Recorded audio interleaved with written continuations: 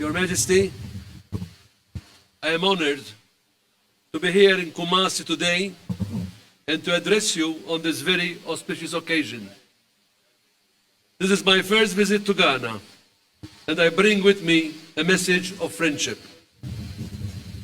Our two countries are bound by long-standing and excellent relations, marked by numerous high-level visits and meetings over the years. Very significantly, the respect that our countries nurture for one another is also evidenced by active resident high commissions in both Malta and Ghana. The decision of the Maltese government to open its first sub-Saharan diplomatic representation in Ghana complements Malta's vision to enhance its relations and partnership with individual African countries and with Africa as a whole. Your Majesty, Africa and Ghana more specifically feature prominently in Malta's foreign policy. Malta continues to actively pursue the implementation of its Africa strategy for the years 2020 to 2025 to further enhance our cooperation with our African partners and friends. Malta is doing this by creating meaningful relationships with our African partners through intensifying trade and development, through investments and people-to-people contacts.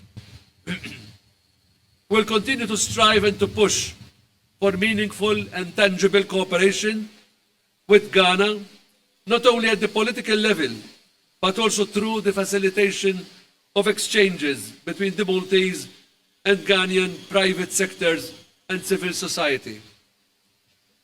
There is ample interest on both sides to further expand our relations and collaboration in various sectors, such as tourism and culture, climate change and environment, pharmaceuticals, education, and other sectors. I am sure we both agree that by placing youth development and employment on top of our agenda, we'll be proceeding in the right direction. Investing in the education of our youth is an investment in our collective future.